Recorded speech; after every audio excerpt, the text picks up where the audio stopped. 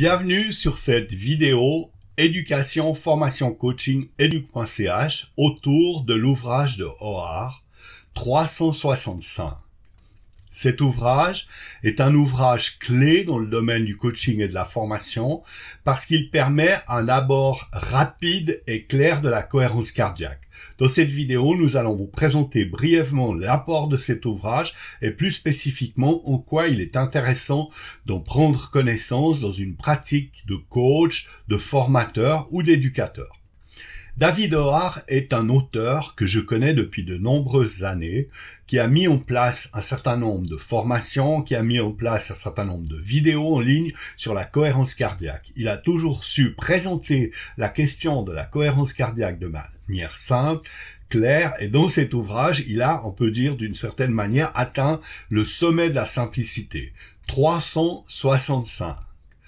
3 fois par jour, 6 respirations par minute et 5 minutes. C'est dire, au fond, l'importance qu'a une pratique d'entraînement, une pratique de formation, quand elle est répétée régulièrement, mais pas forcément dans un temps qui est long. Ça a été observé de manière régulière dans beaucoup de recherches sur les processus de formation. C'est qu'au fond, on pourrait dire pour pouvoir gérer mon stress, j'aurais besoin de faire 1 heure de méditation en position de lotus chaque matin. Alors qu'on peut observer que l'effet d'un apprentissage bref mais régulier est extrêmement efficace. Cet ouvrage rentre tout à fait dans cette mise en évidence de l'efficacité au fond d'un apprentissage bref mais répété.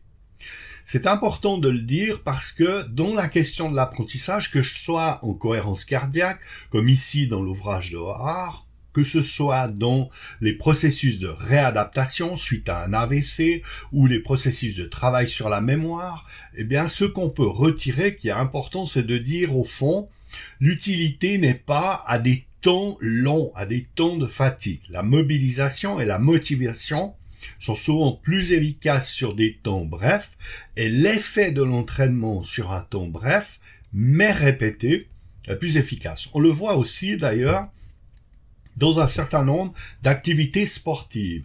Dans ces activités sportives, on voit qu'un exercice fréquent, mais de temps bref, sur une brève période, a autant d'efficacité d'entraînement sur le muscle et sur la musculature qu'un entraînement de longue durée. Donc il y a là quelque chose qui est très intéressant pour nous en termes d'apprentissage et de formation. Et ça peut aussi nous ouvrir à certains aspects pour l'intervention de coaching. Et souvent, dans le coaching ou dans l'intervention, on aimerait proposer de longs efforts, de la persévérance, etc., ce qui épuise les personnes que nous accompagnons.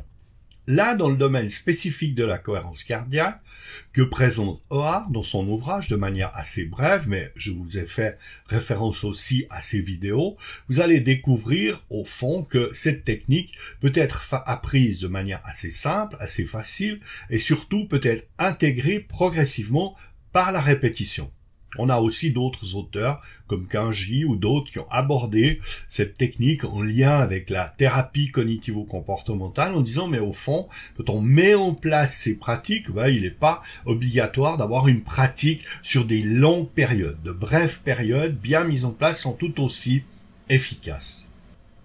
La question qui peut venir compléter celle que nous avons vue maintenant, c'est la question de savoir l'importance de la cohérence cardiaque dans les pratiques d'éducation, de formation et de coaching. On peut dire d'une certaine manière que la pratique de la cohérence cardiaque est essentielle dans tous ces domaines et peut être adaptée à chacune de ces pratiques. Pourquoi? Parce que c'est une pratique qui est assez simple à intégrer, qui est facilement apprise et qui peut être facilement pratiquée sur de longues périodes. En plus, la cohérence cardiaque a l'avantage de permettre à la personne qui s'entraîne à cette technique de pouvoir, on peut dire, acquérir comme une sorte de réflexe, ce qui lui permet ensuite de pouvoir voir ce phénomène de la cohérence cardiaque s'installer spontanément. Elle est basée sur une technique simple. On le sait, au fond, il s'agit de respirer 6 respirations par minute. Et le fait d'avoir 6 respirations minutes permet la mise en cohérence du cœur. Le but de cette vidéo n'est pas de présenter le détail de la cohérence cardiaque, mais bien sûr de vous inviter à découvrir cet ouvrage ou de découvrir nos autres vidéos sur cette thématique. Merci beaucoup de nous avoir suivis, de nous avoir écoutés. Si cette vidéo vous a intéressé, si vous avez des questions, des commentaires, n'hésitez pas à les mettre ici en dessous si vous êtes en train de la visionner sur YouTube, ou autrement, allez sur YouTube pour mettre les commentaires. N'hésitez pas à vous abonner à la chaîne pour connaître nos prochaines présentations d'ouvrages et aussi, bien sûr, nos présentations, que ce soit de concepts ou que ce soit de jeux éducatifs, de jeux pédagogiques que nous mettons régulièrement en ligne. Merci beaucoup et à bientôt, en ligne ou en salle.